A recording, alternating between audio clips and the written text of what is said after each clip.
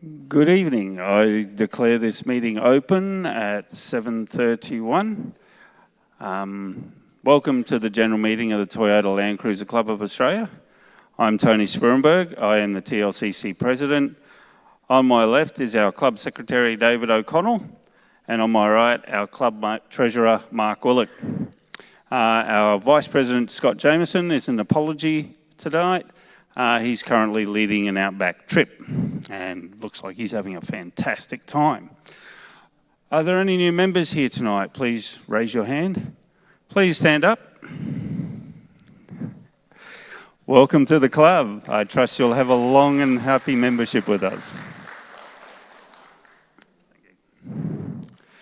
All right, this general meeting is being live streamed and will be uploaded to the TLCC YouTube channel. That channel is youtube.com/TLCC at TLCC Australia.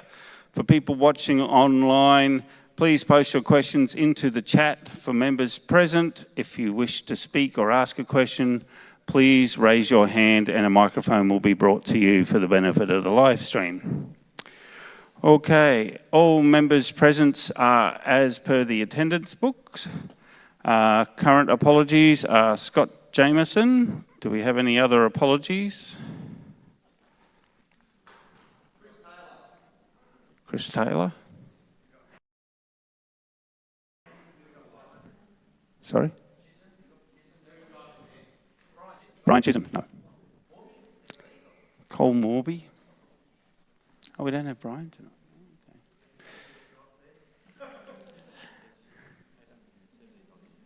Okay, there's another 860 people not present, so.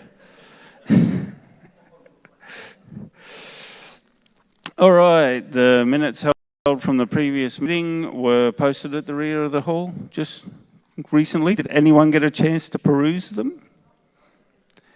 Because I need a first move and a second. Richard, did you actually read them? A second? Recce, there you go.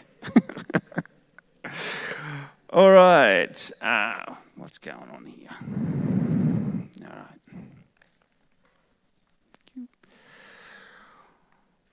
All right, let me start the meeting. It is with great sadness that I advise all members of the recent passing of Katie Regent. There she is up there. Katie was a much-loved part of our club for many years, always generous, full of fun, never short of a laugh, and I cannot forget her amazing smile. Our deepest condolences go out to Max and the whole family during this difficult time. Her dedication shaped our club in so many ways. Being honoured as a life member says it all. She's been a true part of our club family and we will miss her deeply. Bob Fife will come up and speak in memory of Katie, but first, may I please have everyone join me in a minute's silence in remembrance of Katie.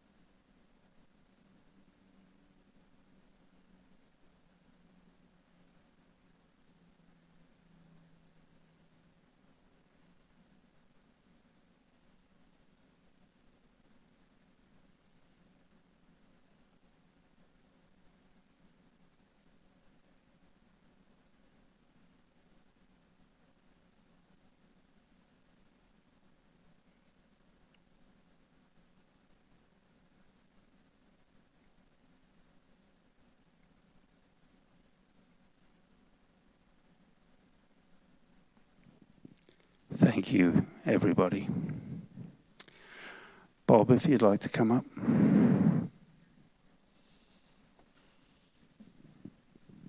Gary, can you help Bob? Oh, he got it.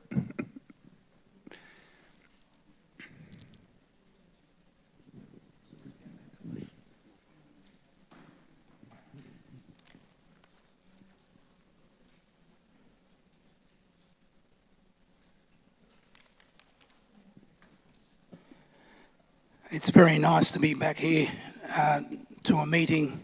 I haven't been here for a long while, and it's a shame that I should be here to salute Katie, whom I loved dearly. I thank Tony and the committee for allowing me to talk. Our Katie, and to her family, Max, their Katie, who I have personally held in the highest esteem over many years. I initially thought of her as the epitome of the knockabout Aussie girl, but with an accent that I could not quite place. Well, that was eventually explained to me, because she was actually born on the 1st of September 1948 in Zimbabwe, back then known as Rhodesia, and had moved to Australia with her family in her early teens. I want to make a bit of a pun here. Fittingly, 1948 was a year in which many luminaries were born, including the current king. Good company for a regent. I was quite amused to learn from Max, TLCC member number 56, that he and Katie, TLCC member number 76, had met at club general meetings at Ramsgate. Yes, times have changed. And that sometime later they had both attended a singles night. And Katie asked Max, "What are you doing here? Aren't you married?" However, Max's wife had passed away sometime prior to that, some years prior apparently, of course, meaning that it was getting to know each other was not inappropriate. So that led to a time of some 35 to 38 years together as partners, and loving partners at that, I would say. Katie joined the club in 1985 and was awarded life membership on 6th of February 2006, meaning that she may well have celebrated 20 years as a life member in February of this year.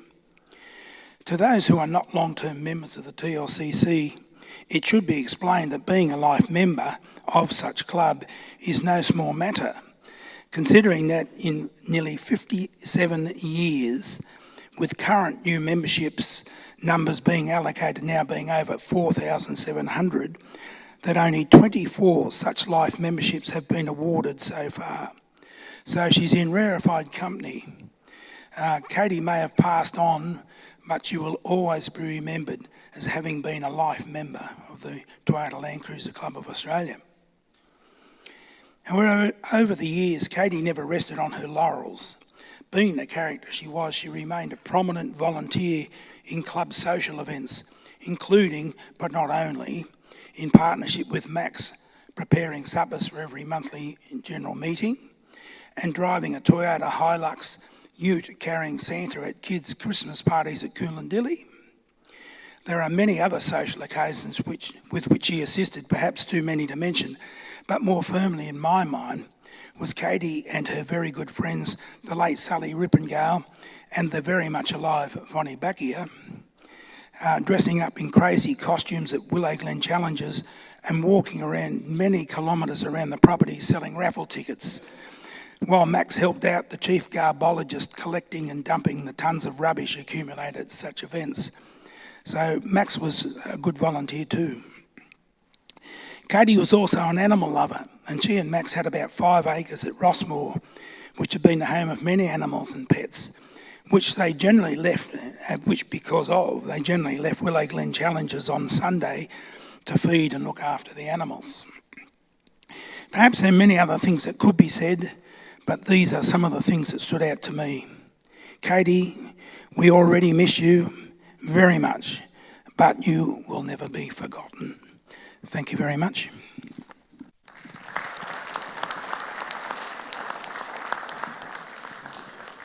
Thank you, Bob.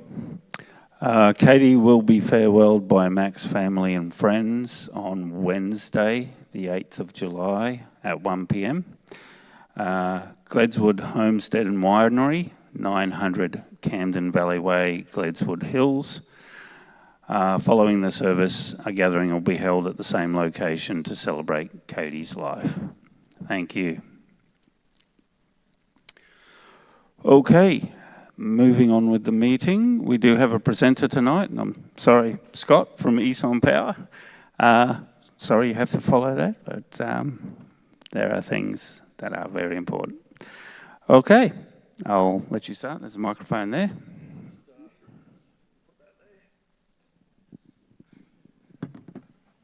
Good evening, ladies and gentlemen. Thanks very much for having me tonight. I really appreciate the big effort on, suspect weather that we've got here tonight, but it's all nice and dry and warm in here, so it's great to be here.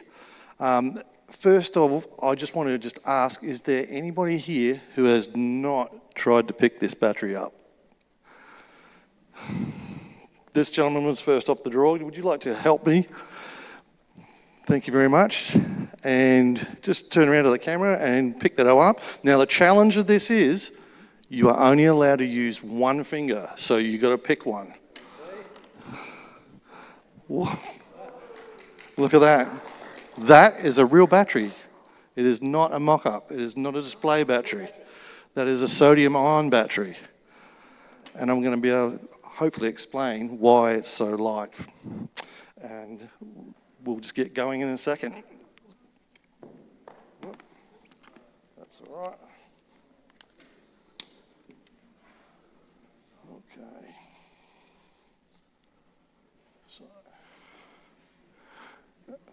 All right, so a long time ago, we got given the lead battery as the solution to all our problems with cranking cars over by hand to start them. But it only took them 120 years to come up with something a little bit better. Sorry guys, I'm trying to do two things. I'm multitasking and I'm male, so it's not going to work well. Okay. All right, so we'll kick off with a little bit of a demonstration.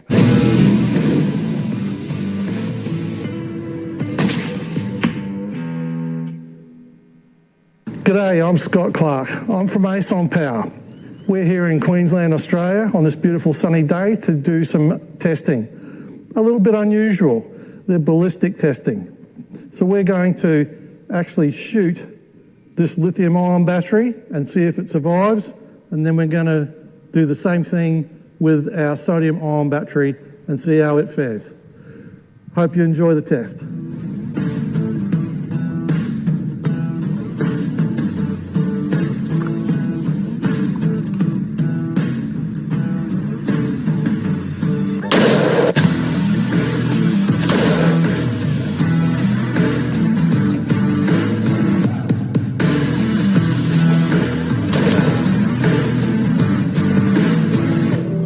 Point to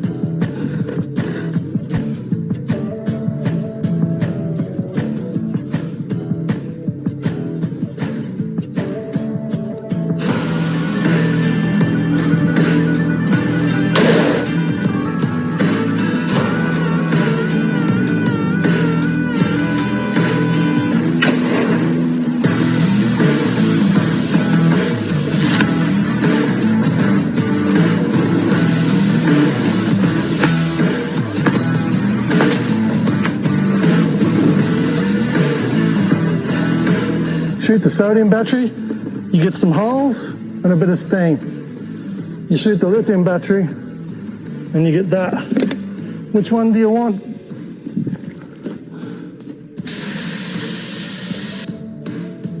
This is one of those moments where we have to say, don't try this at home. We've got a range supervisor, fire safety equipment, and we've got it in a very safe environment. So don't recommend you just try this in the backyard.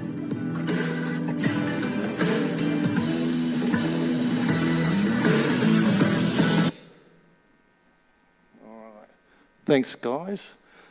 So we've got something better. So what that was a very dramatic, over-the-top demonstration of what they just call a puncture test. And we'll show you one a little bit in a minute about how they do it properly in the lab.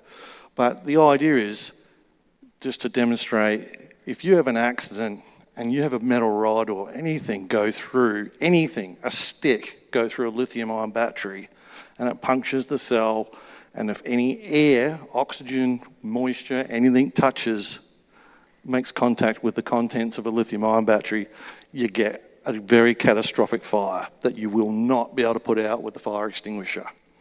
So that's another one of the big differences between sodium ion and lithium, is that it's safe.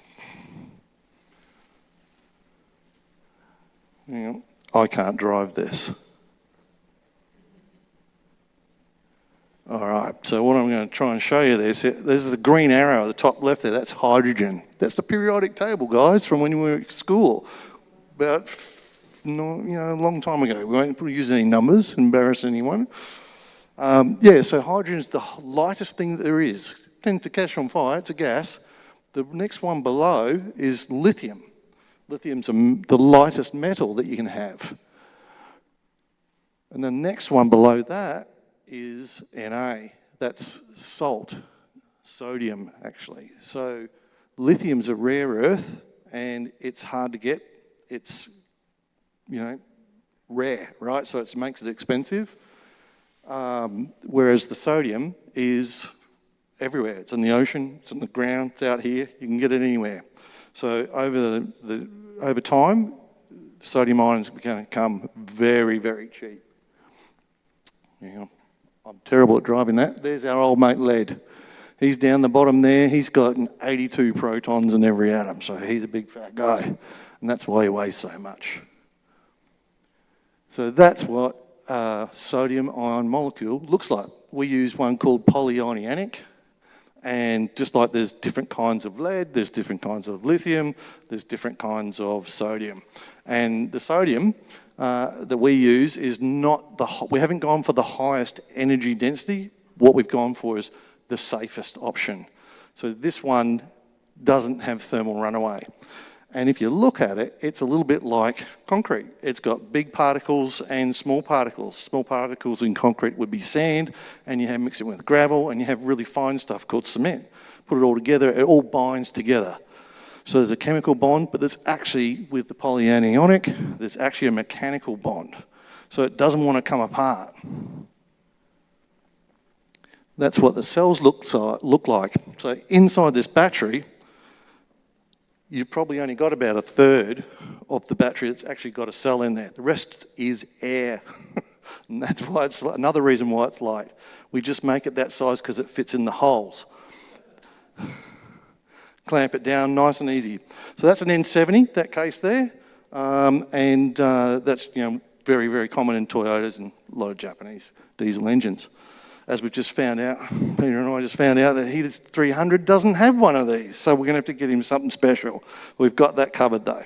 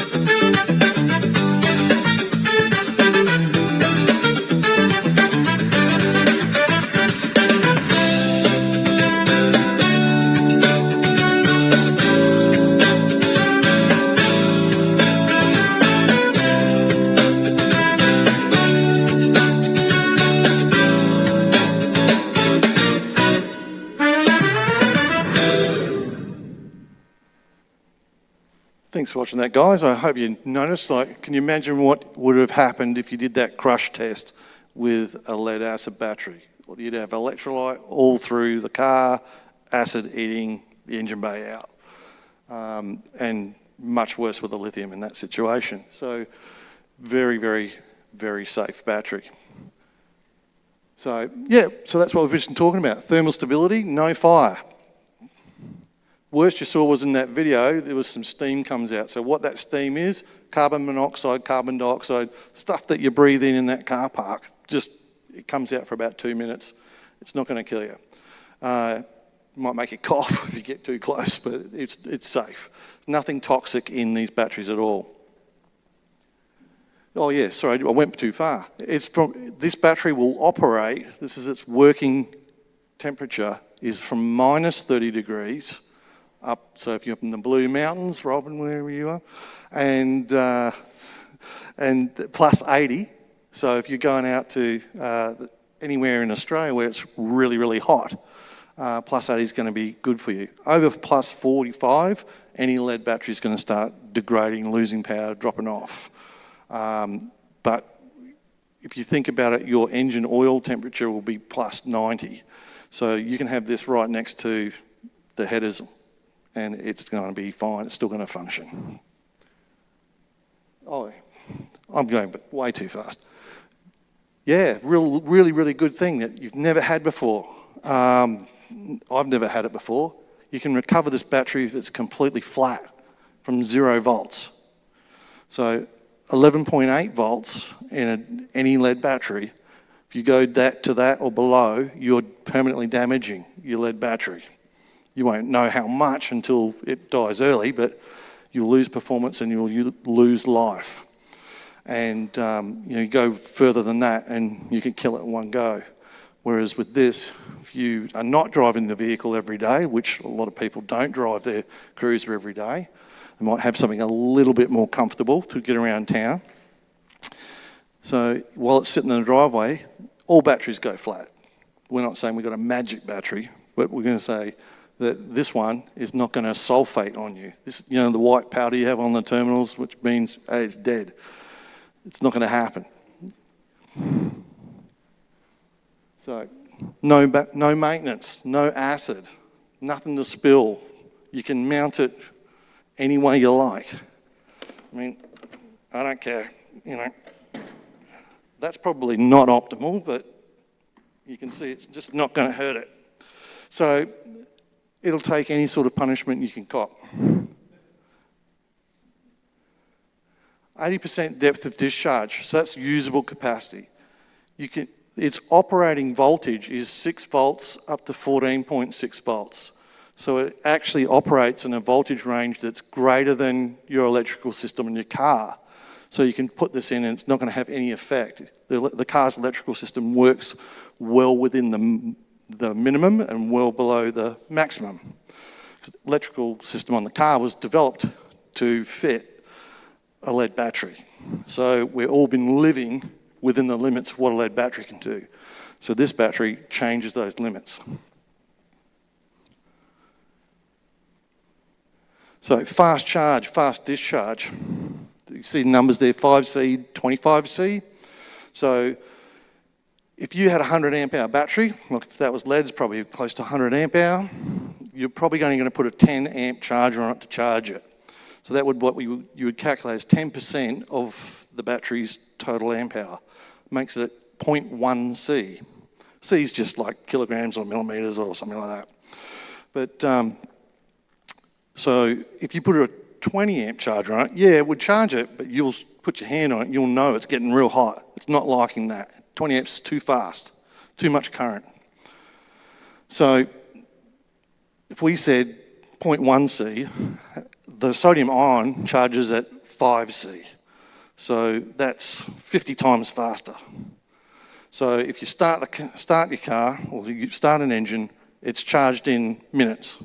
If you need to charge a flat battery, say you did go to 0 volts, you could actually put a 500 amp charger on it and charge it, and it'd go, thank you very much, and I'll be done in about 7 minutes.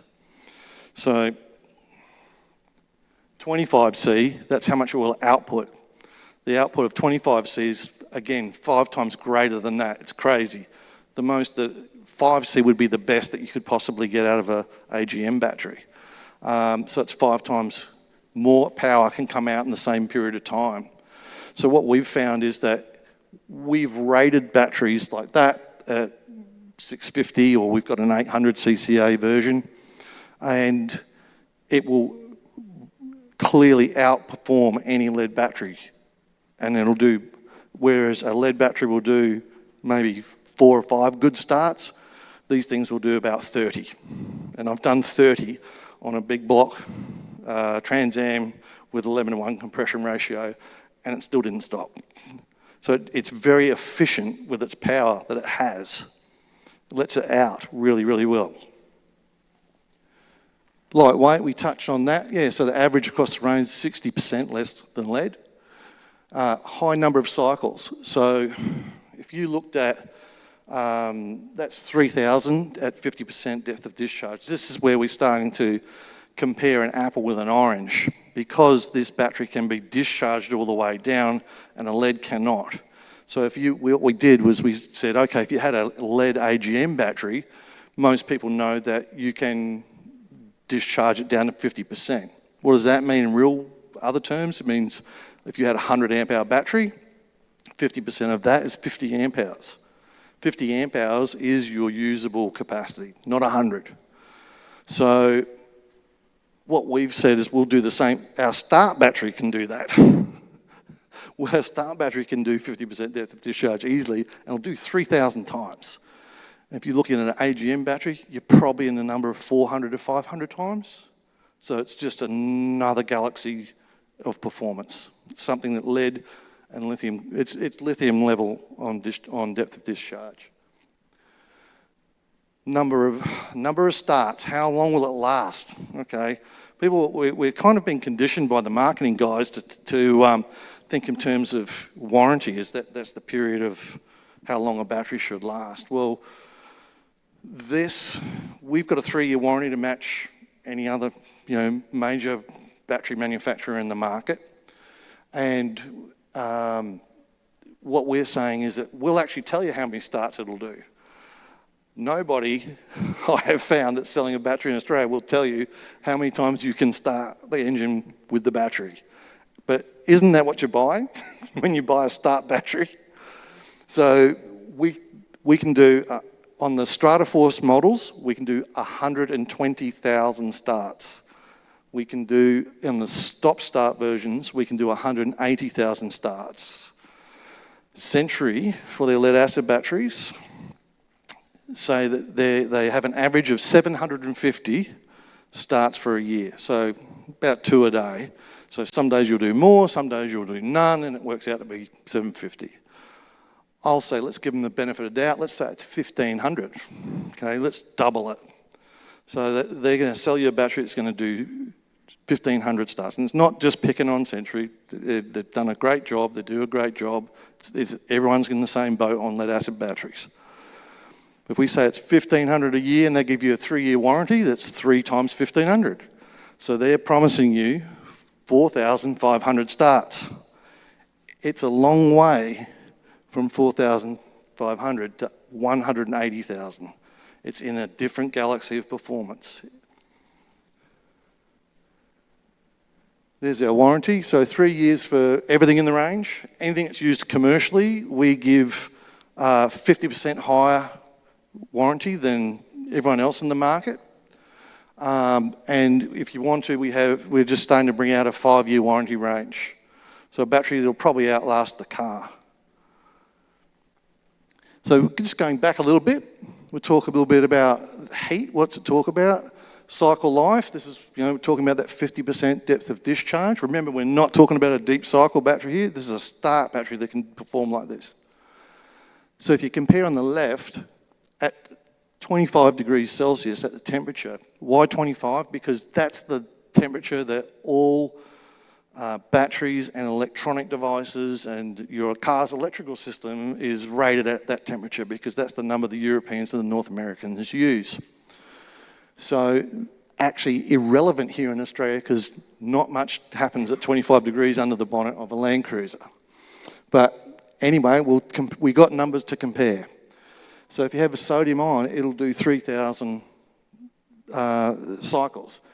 The lithium will be the same. The lead acid, 800. What happens after you start driving it and things start getting warm? What happens in summer in Australia under the bonnet of a Land Cruiser? Well, At 60 degrees Celsius, we're at 2,500 cycles on the sodium ion. It's hardly lost any performance. You look at the lithium, it's absolutely dropped its bundle. It's only a third of what it was. And if you look at the lead, it's done the same. It's less than a third. So that's what's really happening when you get batteries warm. So self-discharge, I mentioned a little bit earlier that all batteries go flat. I mean, we've all bought alkaline batteries and shoved them in the drawer to put in the remotes and the torches and things and come back to use them, maybe a year later, and they don't work. You've just blown your money on a packet of 48 batteries from Bunnings, and none of the things you've used two. Very disappointing. But that's life. Everything wears out. I'm wearing out right now. But we look at the self-discharge rate of sodium ion versus lead acid. It's what we're talking about, replacing your start battery under the bonnet. And you go, okay, well, at the 25 degrees standard, international standard, you're losing about 3%. And that's happening per month. And with the lead acid, you're losing 3 to 5%, and that's happening a day. Self-discharge, how much do you lose? Well, you can compare that when it gets hotter at 35 degrees there in the middle, and you've got, you've lost about another 1.5% off your sodium, but it's more than double on the lead. I mean, 35 degrees, it's not even summer weather, and you already lost 10% of your battery's energy. You go up to 60 degrees, and again, you've got a difference in the sodium, but the lead has absolutely dropped its bundle. Just a quick look at the different chemistries. This is what we've been talking about. There's a whole lot of comparisons here of the same amp hours. What I want to just bring your attention to is the number at the bottom. The bottom line is, what does a battery do? It brings energy in, and it stores it, and it sends it back out. So how much energy can it bring in and bring out over its lifetime? That's what you're paying for. So if you look at lead, 100 amp hour lead battery doing 50% depth of discharge like an AGM deep cycle, the best it's going to do is not even half a megawatt hour. It's going to do 420 kilowatt hours. And if you look at the lithium on the far right, bottom corner, it's about just under 26 megawatt hours. What's the difference between a kilowatt hour and a megawatt hour? It's like 1,000 times. So if you look at the sodium, it's under 20. So it's megawatt hours. So it's actually, you got half a megawatt hour versus 20 megawatt hours. So it's 40 times more energy can go in and out of that battery over its lifetime. So how long is it going to last? Well, I haven't been around for this long yet, neither is the battery to give you a definitive answer. But the lab says a lot longer than a lead acid. So here's a little bit of a comparison sheet I just quickly put together. Just got two of our batteries. They've got the 650 CCA, which is old mate here on the stage. There's an 800 CCA version in the N70 case as well. And if you were to buy equivalent AGM start battery, probably the best thing you could buy would be an Optima Red Top, 800 CCAs also. But you can see that if you go down the bottom of the red, it's 17.2 kilos, and it's significantly lighter than one of this size in lead. And you've got 7 kilos, and this one's 6.5. 5.9. That's what it says, if I could read. You've also, and sort of given you a bit of that same comparisons I've been talking about, how many cycles will it do? Well, maybe about 500 versus 2,700. Maybe about 5,000 starts versus 120,000 starts. It's just not a fair fight. This one's got a lithium that's for under bonnet. Pretty rare, and just have a quick look at that. You look at the weight on that, and you're giving away 300 grams difference. between sodium and lithium. You've got, on a battery, we've got the 5-year one on the right-hand side. You've got a 5-year warranty and a 3-year warranty, and the sodium ion is less than half the price of the lithium that goes on the bonnet. And it doesn't catch on fire. Yeah, but does it really work? Well,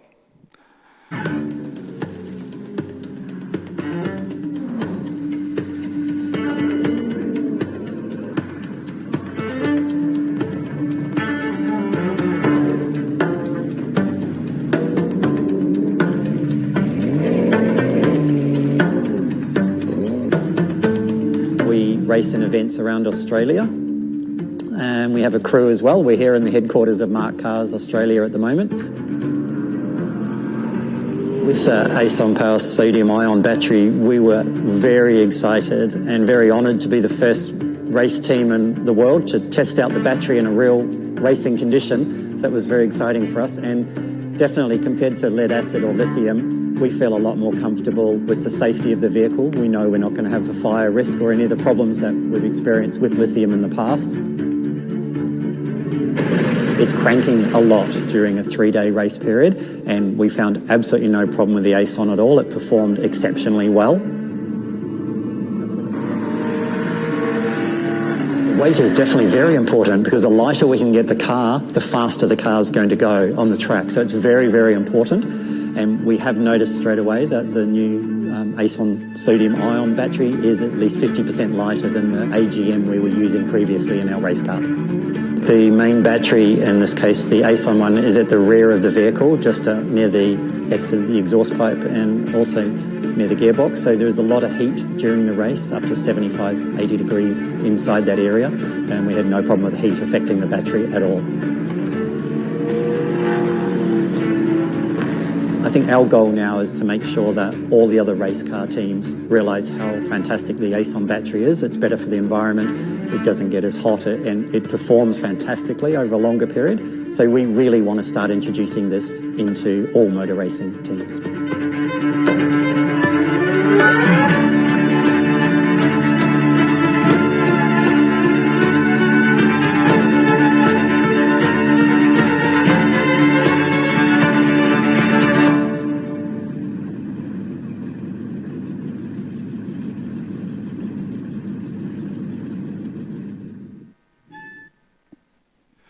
that's it, guys. So thanks very much for your patience. If you've got any questions, I'm more than happy to answer them now, or I'll hang around to the end of the evening and you can hit me up with something you've thought of.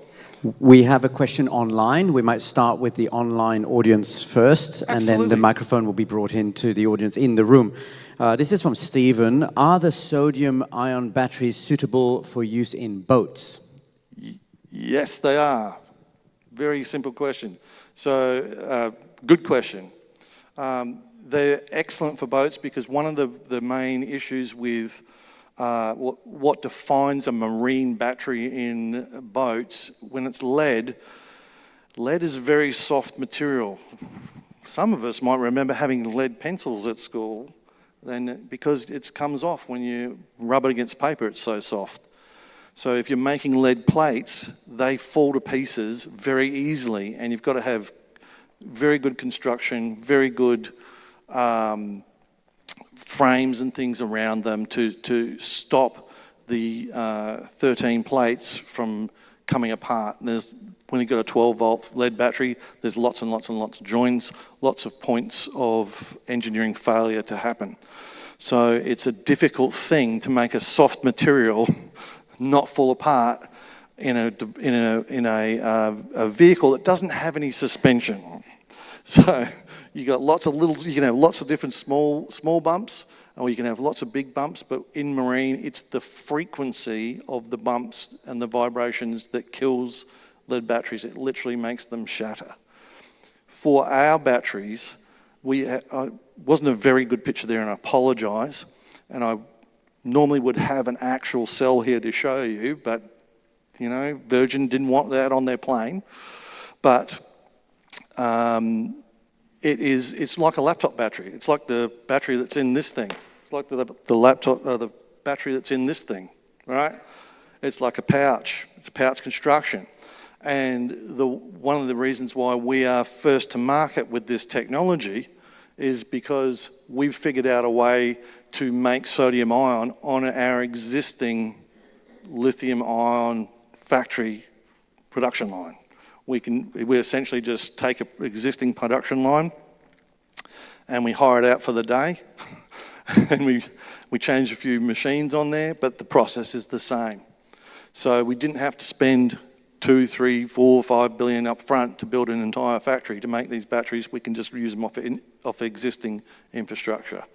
And so one of those pouch batteries, if you haven't seen them, they're actually they're solid, but they're not hard. They're not inflexible. And what we do is we put them into the tabs at the top. If you saw that test video from the factory where they were doing the crush tests and the drop tests and with the drone and all that sort of thing, and they would get the multimeter and put the multimeter on it and show you the voltage, those tabs, they laser weld those tabs onto the bus bar.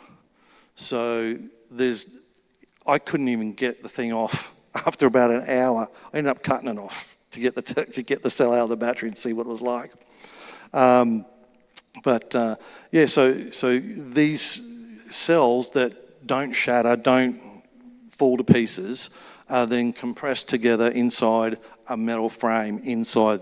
So inside this battery, it's only this part of it, and it's a metal framed thing. It's got about 2.5 mil steel, and it's kept in place in the center by some, like, I call them legs, but they're brackets or something, to keep it in the center of the battery, and it will not move.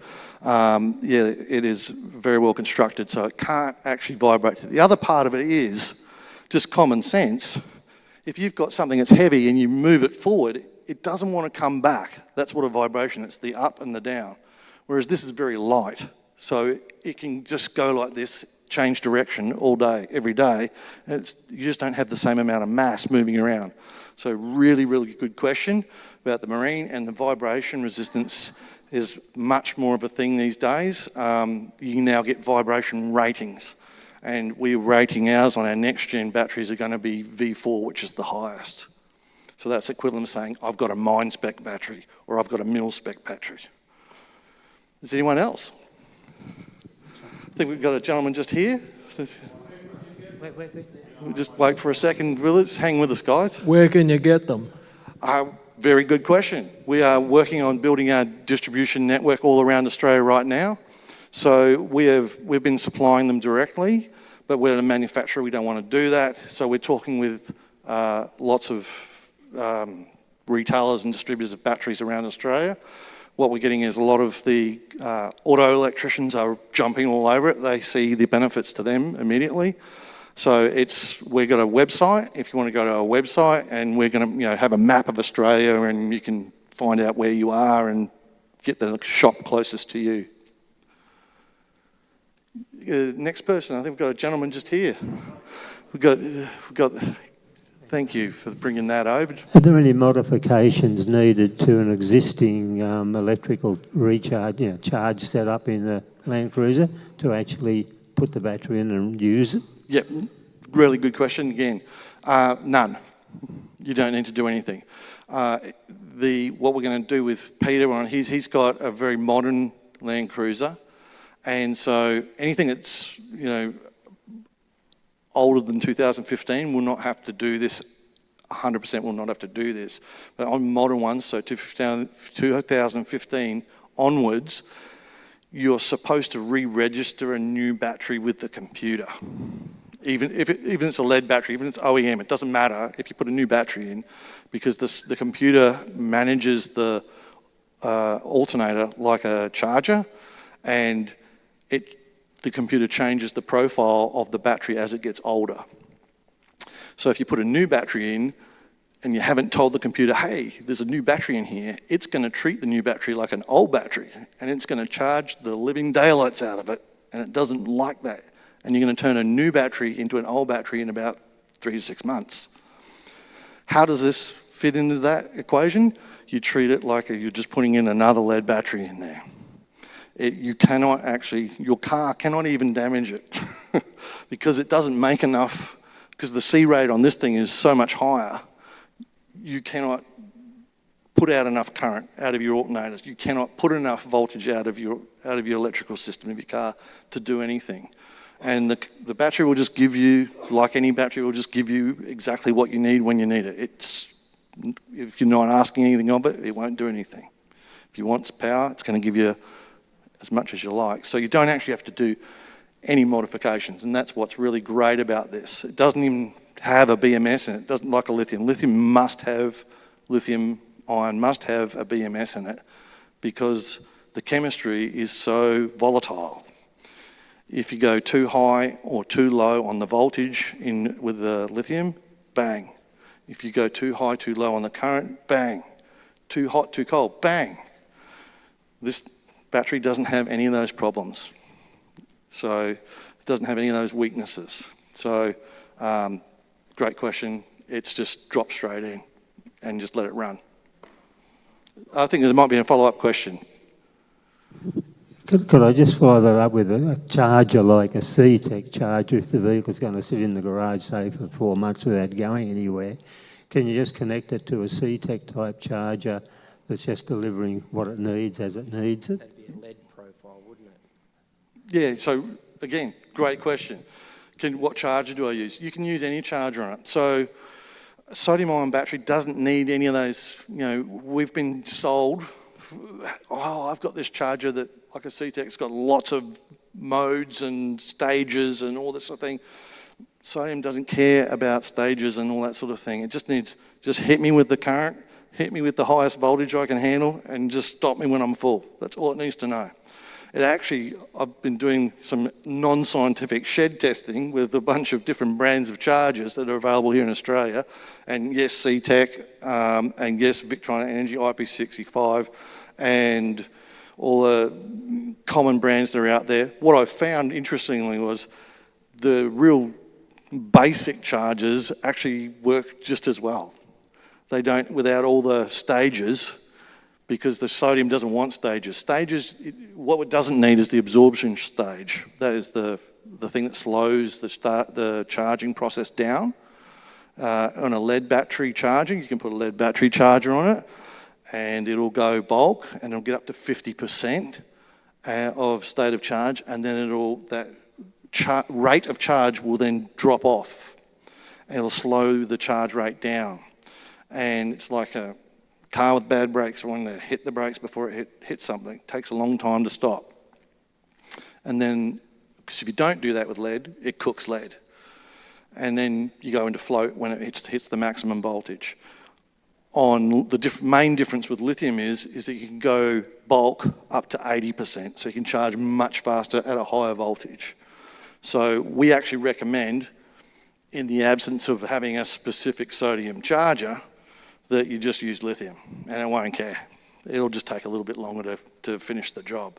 But your voltage range, your working voltage range is -6 to 14.6. 14.6 is what all lithium battery chargers currently charge to as a maximum.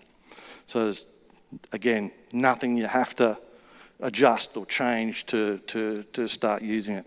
So thank you very much for the question. One more just here, sorry. That's a start battery. However, you gave a lot of parameters that insinuated that it was a deep cycle battery. Do you have deep cycles, or are you just going to use the one battery? We're going to have deep cycle batteries. So, sorry for insinuating something. Oh, no, I'm saying. A lot of statistics Yeah. were for deep cycle batteries. Well, yeah, correct. And you're absolutely correct. A lot of the statistics were, and a lot of the facts were for deep cycle batteries. And that is because they are just two different things. It's an apple and an orange thing. If I didn't give you some deep cycle flavored statistics and numbers there, you would have had no comparison. It wouldn't, because the start batteries and lead could not do that, or could not play in that space. And it's because the performance level is completely different. So this thing can discharge to 0 volts and recover without lead. We all know that doesn't happen. So how do I give you something to compare it against. So I used a deep cycle AGM battery as the comparison. So was there? Model-wise, yeah. So we have started with starter batteries, deep cycle batteries, yes. So the 4th gen cell comes out at the end of the year. We're on 3rd gen, and so we're technology is very rock solid and reliable. 4th gen, we're bringing out 12 volt 100, and hopefully we'll have that for Christmas. Anyone? I think there's another gentleman over there. Ricky, have you got it?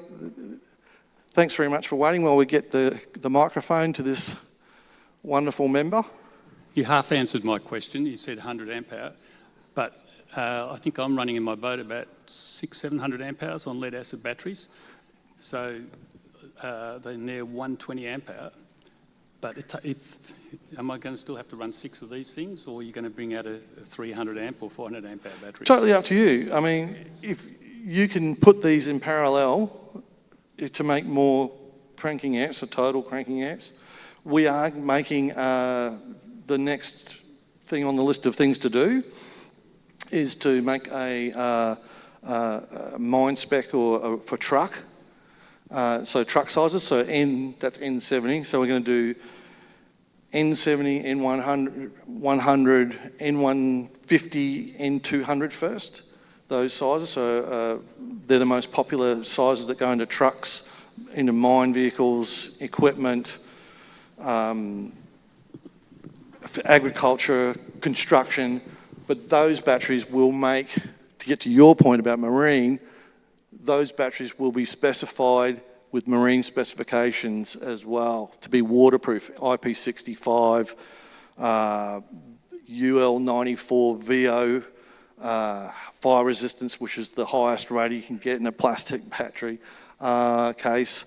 Lots of things like that. The vibration resistance is all going to be at this highest level, which I'm actually unaware that anyone else even makes a lead battery at that level of specification. So, and when we do the marine ones, we'll just put the twin terminals on for you, so you can have a regular SAE post and you can have an 8, size 8 nut post, threaded post on the top for accessories and stuff. So just as we're doing work with a certain state fire department that's north of here, and they have red fire trucks, and they have 4 N150s in them. And we've calculated we will save them 200 kilograms of weight by swapping out with the sodium ion. And so when we went to them and started talking to them, they already knew about this stuff, and we didn't have to convince them of anything. They'd already done the numbers. They figure they're going to get out of their fleet, their state fleet, about 3 or 1 of these will last to 3 or 4 lead batteries. So there's going to be a huge savings there. There's the workplace health and safety issue. They're not allowed to be picked up without an N150 or an N200 cannot be picked up without machinery and installed. And that's going to save them, they can have, instead of carrying a battery around, they can carry 200 litres of water around extra, or another firefighter. So the world is opening up for them on what they can't do. So for 4-wheel drive, guys, anyone thinking about GVM? Anyone thinking about payload limits? You know, we're all very good at going and bolting stuff onto our 4-wheel drives. This is the only thing you can bolt on that'll make it lighter. Yeah? So it's a lot easier to do that than go on a diet. Thank you very much, sir. Hopefully, did that answer your question? Yeah. Sorry, well, this gentleman here. Yes, Scott. You were saying that starting battery is pretty much equivalent to a 100 amp hour battery? If you're talking about amp hours, this is one of the things. The amp hour ratings are not, it's an apples to oranges thing. So amp hours, we only need 20. So I'll go back to lead, where we're all starting from. In a lead battery, that thing has to be full of lead in order to make the cold cranking amps. There's no ifs or buts. An amp hour rating is just, well, it's just like saying the shoe is in size 9. It just is. For us, we only need 20 amp hour to make 450 CCAs. That's why we don't have to fill it up. I don't need lots of amp hour to make the same amount of starting power. But deep cycle batteries, that will be different. So for using the N70 as a standard, because that's what a lot of the Toyota's batteries are, you'd be able to pack that full of cells. That's the idea, and produce the 100 amp or even beyond that. Yeah, exactly. Perfect. So when you've got a different application. With this, you want a lot of power to come out in a very short period of time. With the deep cycle battery, it's the opposite thing. You want a little bit of power to keep the fridge running over a long period of time. So we build the battery differently. And just like, you're cooking a meal, the recipe is slightly different because you want to be better at doing that other job. So if you bought a deep cycle version of sodium ion, you'd be saying, I want X amount of amp hour, not CCAs. So start batteries, we're selling your CCAs, and in a lead battery, we're selling amp hour. So you would get a 100 amp hour battery, you get to use all of it, but it will have that same kind of capability.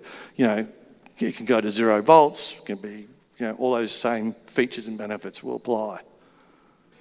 So at this stage, do you know your deep cycles, 100 amp hour deep cycle, is that going to fit into what sort of size case? Well, yeah. So we have a standard, sort of back of the. I don't think we'll get 100 amp hour. This is what our Gen 4 cells, trying to improve, get more energy density, all that sort of thing. I don't think we'll get it 100 into that. I think we'll get 90 at this point in time. Even if it was 80, it's still worth it while. You're still better off than having 100 amp hours of lead, because if you had 100 amp hour of lead in there, remember you only get 50% depth of discharge, so really your only usable capacity is only 50 amp hour. Whereas if you had 80 amp hour in here, you got 80 amp hour to use. So the number might be smaller, but your usable capacity is actually greater. So, but the one we're starting with is going to be 12 volt 100, your standard 330 mil case that you end up going in the back of caravans and boats and all those sorts of things, not an underbonnet N70. So that N70 is 307 millimeters long. So this will be the first one that we do. But we're going to do all the sizes. We just have to start somewhere. So we're starting with the 12-100, and then we're going to do 200 and a 300 and all those sorts of things. I now have a criticism. Sure. Where were you 12 months ago? I've spent $1,000 on batteries and I'm sleeping on top of a 300 amp hour lithium. It's as scary as all get real. I'm sorry. This is a perfect solution in my book. Yeah, I'm with you on that. I've been in the battery business for a long time. I've got a motorsports history in IndyCar in the 90s, and come back to Australia and I've had retail battery stores and automotive, and then I stupidly got into bigger stuff and 48 volt, and I sold lots and lots of off-grid systems. I started building dual battery systems in cars, which moved to trucks, which moved to mining vehicles, and it just kept getting bigger and bigger and bigger. And I was doing off-grid systems and then grid-connected systems, and then from grid-connected systems to commercial industrial stuff with all that megawatt-hour talk. And I just lost the passion for it, and then I found out about sodium ion. I went, holy cow, this solves all my pain that I've had with lead batteries. I've got 3 Ducatis and a Mustang Cobra and a Jeep and all these other things sitting in my shed and driveway, all with flat batteries, because I can't keep the trickle charger up to them all the time. Now I'm running a test where I've got the project car, I just start it and I back it out and I get out whatever I want out of the shed, and then I put the car back in, and then When I want to put the thing back in the shed, I start the car, and I'm just doing to see how many months I can get out of this battery before I have to charge it again. And I'm on month 4, and I've never charged the battery, and it still goes in and out and still starts. So if that was a lead acid battery, it would have been flat after a month. So for me, it's a winner. It's saving me time and money. I'm not mucking around with lead batteries. Any other questions? All right, we'll leave it there. If you have any other questions, please see Chris. Scott, sorry. That's all right. Thank you very much. Thanks, guys. One more thing. Go ahead. When our Scott, Vice President Scott, organised Scott from Aeson to come, he offered this battery to the membership, or one battery to the membership, and you're invited to apply for it and give your reasons why you should partake of it, and agree to write reports back on it once you've fitted up and give some feedback on the battery. Yeah, Chris Horsley actually did all the paperwork and got it back to us and was selected from the people that applied. So Chris, if you'd like to come up. Thanks very much, guys. Yeah, so we did a little check just before, and guess what? A 300 Land Cruiser. Chris, get another one, mate. That's been rolled around. Stop. 300 Land Cruisers don't fit an N70, we just found out. But that's cool. Hey, that battery's still in my shed. It's still got 2 cells. Oh, you can't.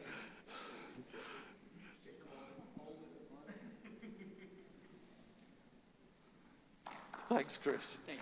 Thanks. All right. Thank you, Chris. Thanks very much, guys. Thanks to the committee. And on behalf of our Scott, the Vice President that invited you here, I'd like to say thank you on his behalf. He's out in the middle of at Uluru tonight, so he couldn't be here to thank you personally. So appreciate it, there you guys. go. Thank you very much. Thanks, guys. Thank you. Thanks, Pedro.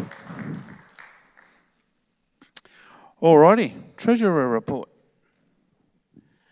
Thank you, Tony, and good evening, everybody. Treasury for June. Do you write there, Rob? June was a good month. We had about $10,000 worth of magazine advertising paid into the club. We had about another $9,000 worth of new and rejoining membership fees paid in. So in June, we had a total of $19,232 worth of income. In June, we managed to spend $19,400, so we went backwards $200, which is not too bad.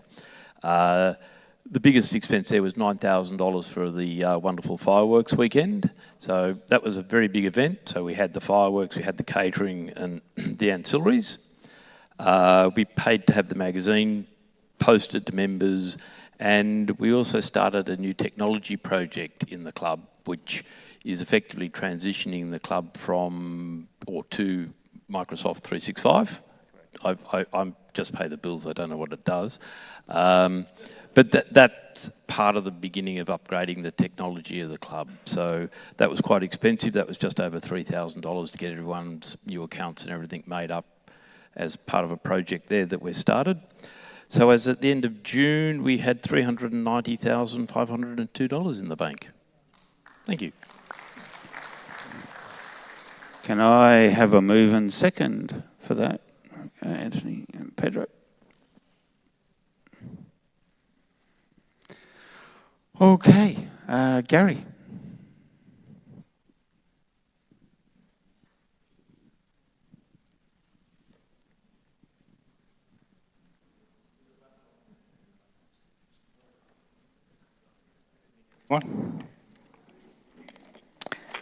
Okay, a few education courses. Basic driver training for June was on the 20th and 21st of June. For some reason, we had quite a few cancellations. Probably the cold, wet weather and things like that, but we still managed to get 10 new members through to do their basic driver training, and they would receive their certificates by now. Our most recent sand driving was run by Andrew Boyd, Mark Willock, and that was the 27th of June at Stockton Beach. And according to Andrew, the group that we had up there, those 13 vehicles, was probably one of the best groups you've had. Is that right, Andrew? One of the best groups, so that means they've followed instructions and they enjoyed themselves and all the rest of it. So I must say thank you to Andrew, thank you to Mark, and also to Tony, because these are the people who run the sand driving for us. I can't get up there to Stockton, it's too far for me, but we run probably 4 or 5 courses a year on sand driving, so thank you to those people, thank you very much. Yeah. Basic driver training for July, that's on the 18th and 19th of July. That's probably almost full. Bob Fife still manages the numbers for us. So July full, just about. July's full? Yes, with a big waiting list. With a big waiting list, okay, thank you, Bob. Advanced driver training will be held at Willaglen on the 15th and 16th of August. Now this is very interesting. Advanced driver training fills normally within minutes. As of this morning, I haven't got a booking. We take about 7 vehicles, that's about it. And I don't know why, whether it's the cold weather or what it is, but we've got no one booked in for advanced at this stage. Next course is a towing course that'll be run by Andrew Allen, Robin and Philip Moggs. That's down at Willaglen on the 22nd and 23rd of August. The bookings for that open at 8 a.m. on the 11th of July. Basic driver training for September. That's the 19th and 20th of September. Bookings are being taken now. I've got Alan Kidd's HEMA HX2 Navigator course. That'll be down at Willaglen on Sunday the 11th of October, starting at 10 a.m. Bookings open at 8 a.m. on the 29th of August. We've got the birdwatching course at Coolandelly on the 24th and 25th of October. Bookings for that open on the 12th of September. We've also got the chainsaw course coming up. That'll be held on the 7th and 8th of November. Bookings open at 8 a.m. on the 26th of September. Now that's with David Lamb and Wayne Back. And you might remember that I've said that David and Wayne want to stop teaching that. They've done it for many, many years for the club. So what I'm looking for is someone who would be prepared to come along for the next 2 years to do that course and learn the way David and Wayne present that course. And then you can take that course over. But if we don't get someone, that course will stop within 2 years, and that would be a shame. Auto electrical, I'm running that 21st and 22nd of November. So myself and a mate of mine, Ralph Ember, who's a qualified auto electrician, has 40 years experience. So if I've seen one fault, he sees 20. So anyway, now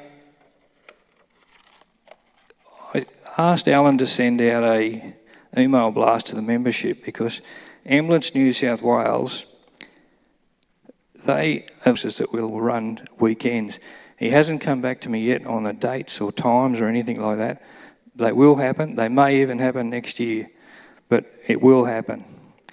And I've also got another course. Terry Dyer, long-time member, he's actually going to run a knot tying course for us for the club. He's going to do it at Coolandelly. We haven't got dates or times yet because a lot depends on the ambulance dates and times. So that's about it for education at this stage. Now, Richard, where are you? There you are. Okay, just if Richard's going to talk a little bit about driver training in general. So thank you very much. Thank you, Gary. Advanced driver training. The people in the room, I'm quite certain that you all either have done the course or are very capable in that course. Now I'm talking to the people online. Where are you? What's happening? Not a single booking? Toughen up. Get on the course. It's happening in August. The bookings are open. 7 spots. I'm saying 4, actually 7.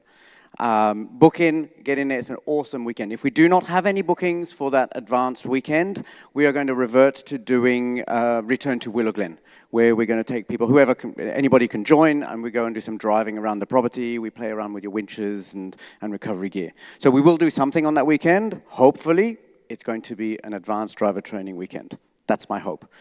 So toughen up, sign up.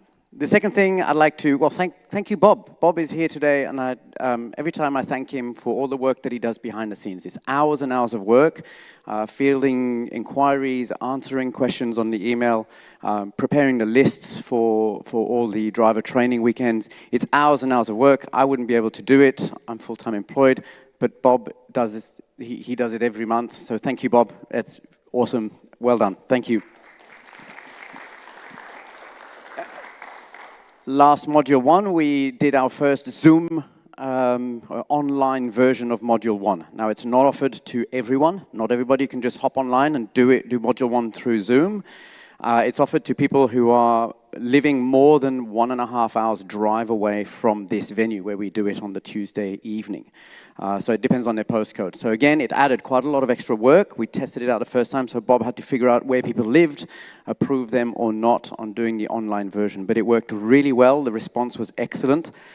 We did a recording of it, so I recorded it. So if anybody can't see it on the Tuesday night, I can send them the recording the next day, and they can watch it the next day. So the goal is that everybody has seen Module 1 by the Thursday evening, at the very latest, before they get to the property. So that's a really good improvement. Thank you, Bob, for taking on the extra workload. Appreciate it. The technology, thank you to the committee for approving all the technology that's been put into, which is a new laptop, a webcam, and all the other bits and pieces. It's really working well. So thank you. And that is my update. Advanced training, sign up.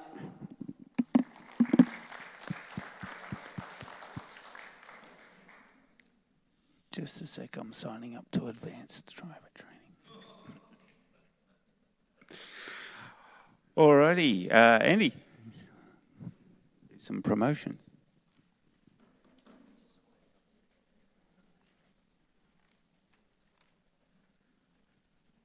Thanks, Tony. Just a point to note on Stockton, if people go up there now, the only places you can buy passes now is online, so you don't go across to the Metro service station or somewhere in Anna Bay, because none of those places sell them. It's purely online now. There's a QR code that is plastered around the place, or if you just search Warramai Lands or Stockton Beach Permit, you buy it online, so you don't even need to go to the servo anymore. It's about, what was it, Mark, $30 or something? Yeah, so just remember that don't walk across to the servo, because unless you want the exercise. And as Mark alluded to, this time of year is sort of advertising revenue. As a result of sending emails for invoicing out, sometimes we lose advertisers. We've lost one, and that is the engine saver low water alarms. But the good thing is, at the moment, it's not very difficult to get an advertisement into the magazine. So I'm also working on a couple of new advertisers at the moment, and quite confident either one or two of those will come off. So a couple of events coming up. TLCC General Meeting, ARB Thornley, 2nd November, ends up quite a popular meeting. The club traditionally funds drinks, non-alcoholic, like water and soft drink, and we usually do sausages sort of on hot dog rolls.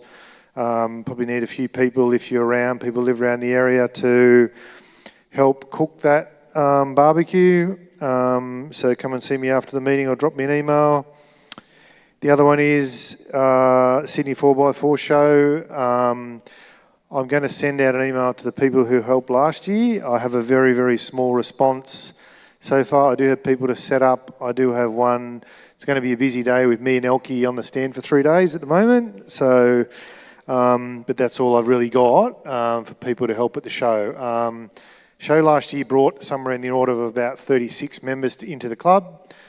Some people say, well, how do you train that many members? I've already spoken to Richard on that, and as much as we say we have an influx of members, we never train them, we always manage to do it. So, and there'll be probably a super special at the show as per last year, if committee agrees. So yeah, if you can help at that show, 4 hours, typically you can also see around the show either before your shift or after your shift. And the dates of the show are from the 11th September on the Friday to the 13th of September. So, yeah, feel free to come and see me or talk to Tony or anyone on the committee, and they'll put you in touch with me. TLCC News. Chris is just finishing off the July-August edition. Pretty much all content is closed at the moment. I'm just waiting on 1 or 2 ad updates from Toyota Motor Corporation. But Chris is on holidays at the moment, and his diligence, he's putting that magazine together while in holidays in his caravan at Diamond Head. So expect to see that by eMag within 2 weeks, and the hard copy probably within 3 weeks. And that's about it from me. Thanks. Thank you. Okay, Robin, social report.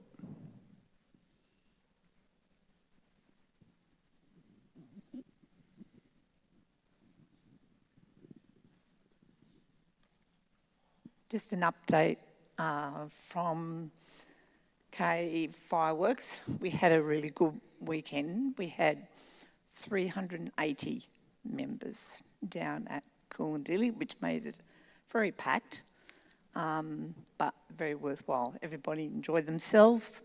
Fireworks were, again, spectacular on that. The next event we have is Halloween at the end of October. So around about September will be when we'll open up bookings for Halloween. Thanks. Thank you, Robin. Okay, Brian is an apology, so we have no land report unless Gordo or someone wants to get up. Alan, we'll do some membership.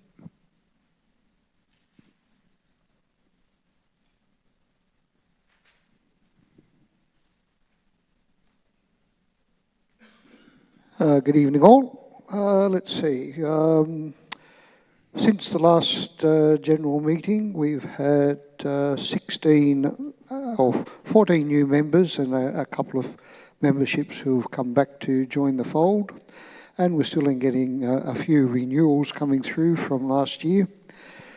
So at the moment, there are 910 memberships, which include, unfortunately, 23 life. And there are 274 email-only recipients for the news magazine. Thank you.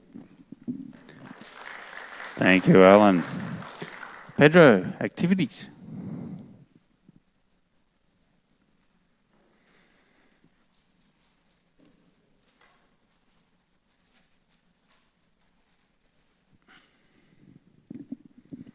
Hello, everybody. Hope we're all well. The winter solstice, because that's what the event we had a couple of weeks ago, has passed, and the days are getting longer. It's the best time of the year for trips and warm campfires. I'd like to see everybody out there. The membership of the club owns the calendar. They write the calendar. If we get people putting on trips and stuff like that, put it in the calendar.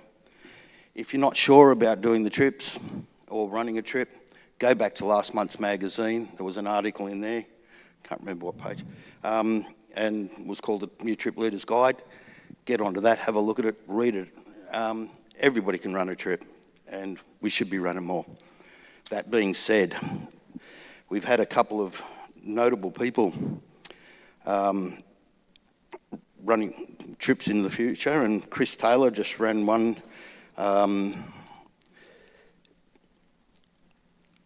Chris is one of our most consistent trip leaders. Year after year, he always just gets in and runs a couple and does a wonderful job. The Caves to Caves, as we all know, is no longer able to do on its original route. and can't go through Jenolan Caves at the moment. Probably never will again. Probably never get to drive the arch ever again, which is disappointing. But anyway, Chris has come up with a new route. He did that a couple of weeks ago, and it's a good fun trip. We spend the night at those of you know it, the Werrong Ranger Station, that classic stone building, not far from Meandry and that. We cross the Cowmung, the Boyd River, and end up going down through Swallowtail Pass to get back to the highway to come home and cross the river. I can't remember the name of that one. It's the one that runs past our Coolandilly property anyway. Chris has also got August, another trip to caves in September, and a Belanglo day trip in August. That's looking like we're going to end up running 2 convoys on that day trip. Chris always runs a good trip.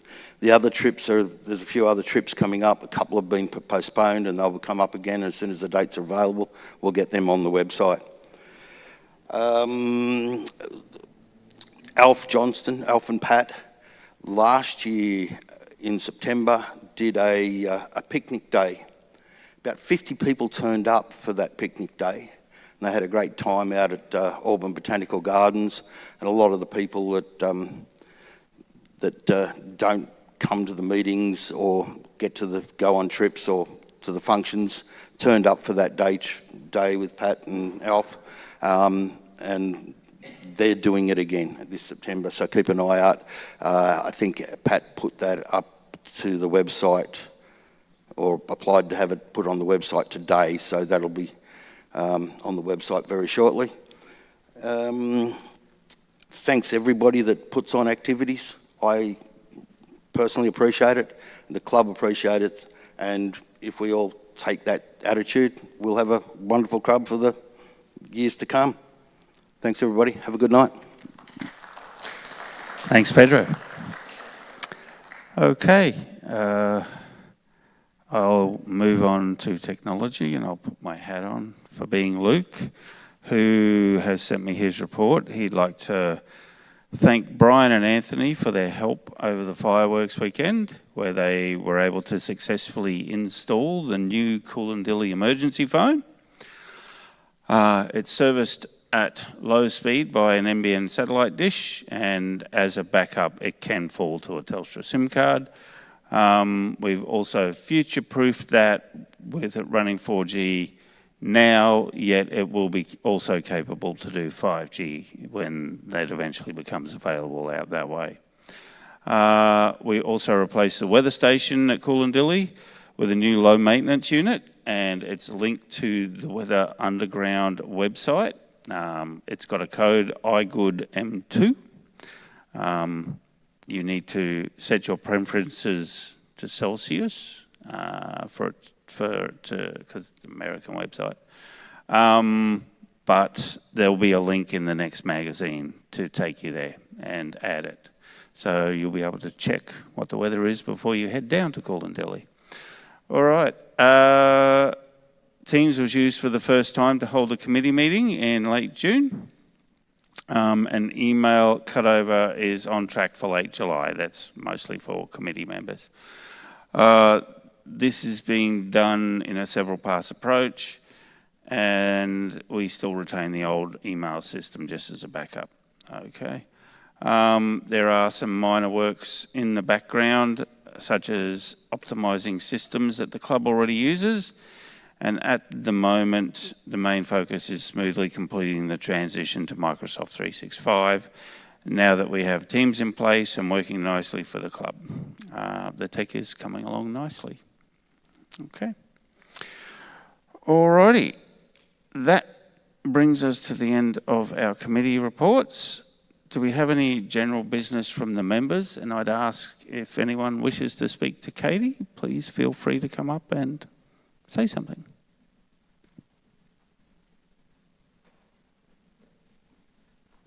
Okay. All right. Is there general business from the committee? No? Oh, Pedro does. Pedro forgets something every meeting. The Funkana, October long weekend. The same weekend as the solstice, Anthony Morpher and about 4 or 5 other people came down to the property to help organise or to have a look what's down there in terms of things we need to run the Funkana. And they also worked on a few of the events and planned out a treasure hunt, which I was helping them plan and got them promptly lost. But hey, we got back on track, and the treasure hunt, they're looking at 8 events. So the Funkana may end up running over both Saturday and Sunday.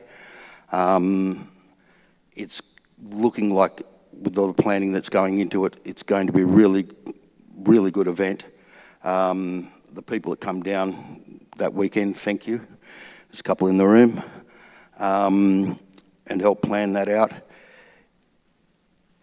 It's going to be a good event. Get involved. Thank you. I forgot something else, but we'll get that next month. Thanks, Pedro. Any other? Oh, all right. Let's move on to our raffle with our Sergeant at Arms, Ali.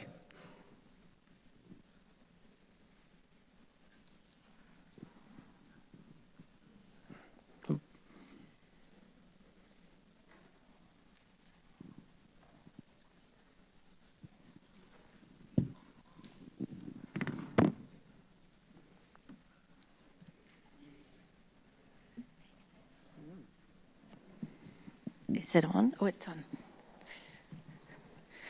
All right, where's Scott, our guest speaker?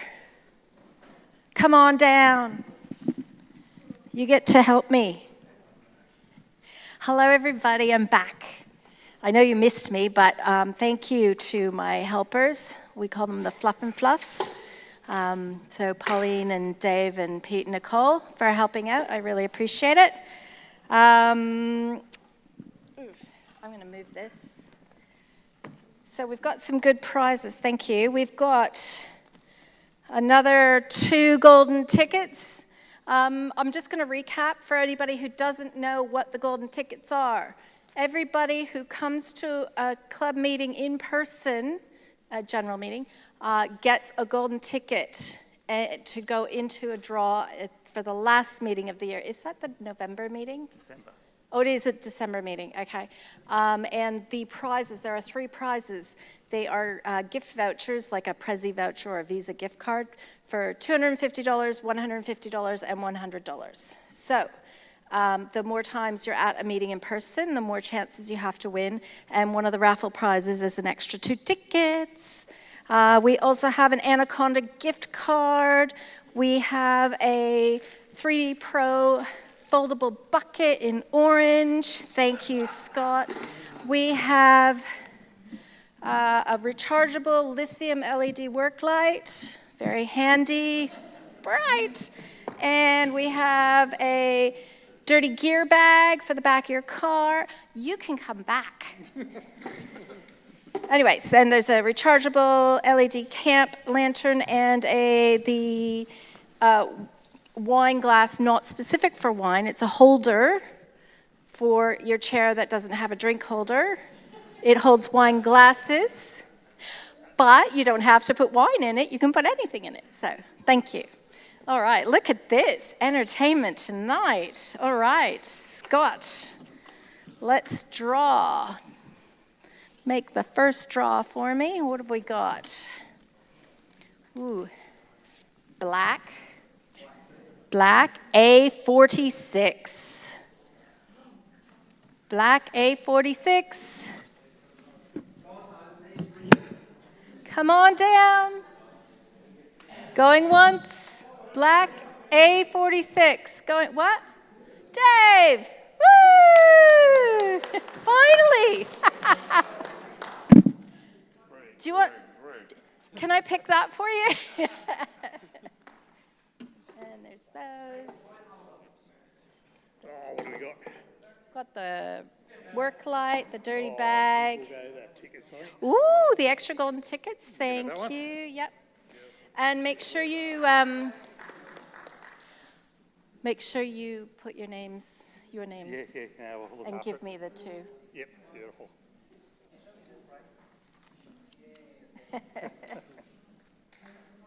Sorry, thank you. Awesome. I'd also like to welcome, we've got some new members at their first meeting tonight, so welcome.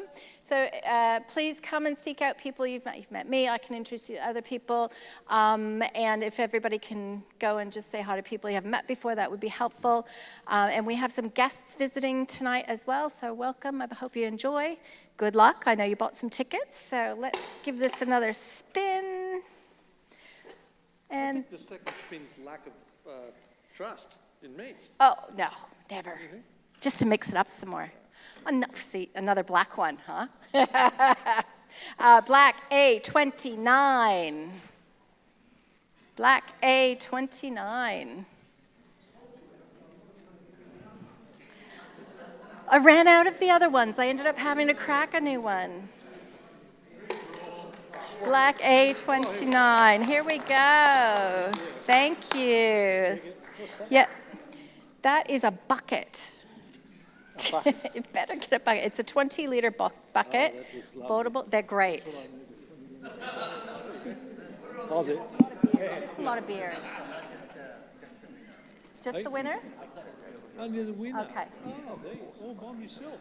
Yeah. 20 litres is a good size. I'm smiling. Good for a shower bucket. Thank God. Good for a shower bucket. Congratulations. Woo. There you go. Thank you, Scott. Right.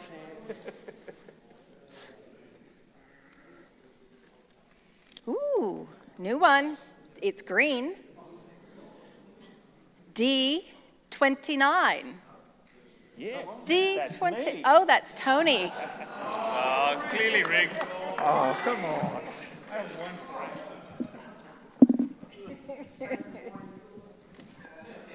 I didn't try it. That was Scott. What am I going to pick? I don't know. We've got everything. I'm going to take that. Oh, okay. Makes for a great knitting light.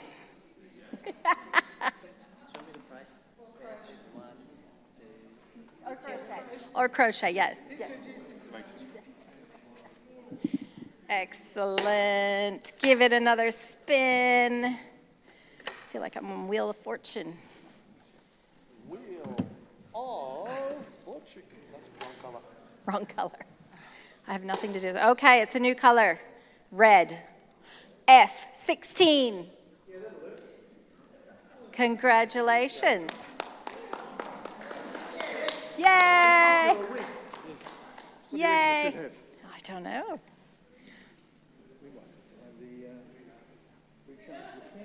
There you go, rechargeable camp lantern. Congratulations. Thank you. Woo! I'm dropping them. No! I'll put those back. I didn't lock it. I'm like just spinning it. Let's let them go everywhere. Now, did you say you remember? Did you say you remember? No. You've just known everybody. Only the important ones.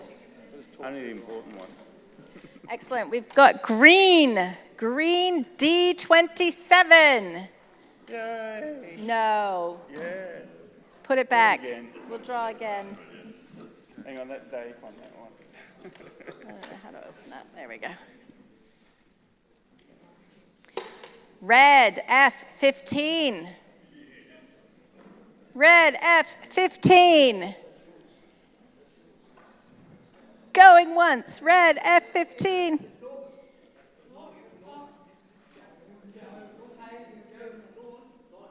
Come on down. Check this one. Check this one. Check it. Oh, yeah. No, that's 51. No, it's right. Congratulations. 3 prizes left. Thank you. Woo!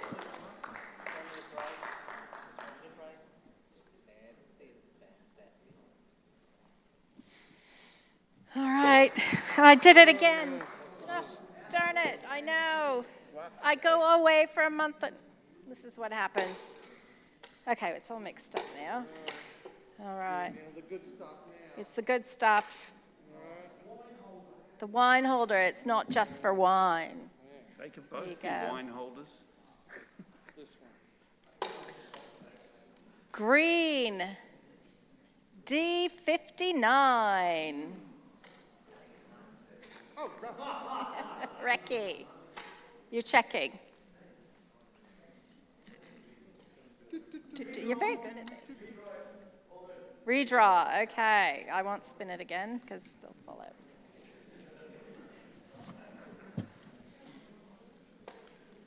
Red, F8. Red, F8. John. Woohoo! I did it again. What's wrong with me tonight? I think it might not quite be going in. There you go. I'm just the holder of the ticket. It's actually Bonnie's ticket. Oh, is it Bonnie's? Yes. Ah, okay. Pick something for Bonnie. Don't take a photo of me. But are you going to pick a prize? Oh, yeah, I guess so. What Pick would a- she like, do you think? Well, that holds if your chair doesn't have the wine. She would like that. Yeah? Excellent. Excellent. But it's Bonnie's. Okay. Just Photoshop. That's right. Okay, it's locked. It's locked. I know. Okay, last one. Ooh, it's E. It's red or orange. Orangey red. E65.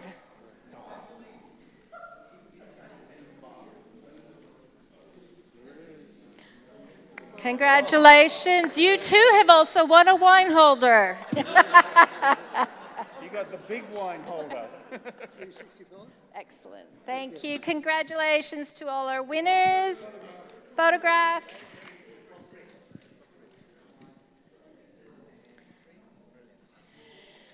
And good to see all lovely people. Make sure you come to the meetings in person. Thank you, Scott, very much. You're very good at this. Yes, Dave. Yeah, come to the meetings, get your golden ticket. Big prizes in December, and we just love to see you anyways. Thanks. Thank you, Ellie. Okay, the next TLCC general meeting will be held Monday, 3rd of August, here at our normal meeting venue. I declare this meeting closed at, Recce standing in front of the clock, 21:10. Thank you. Yeah, but it's wrong.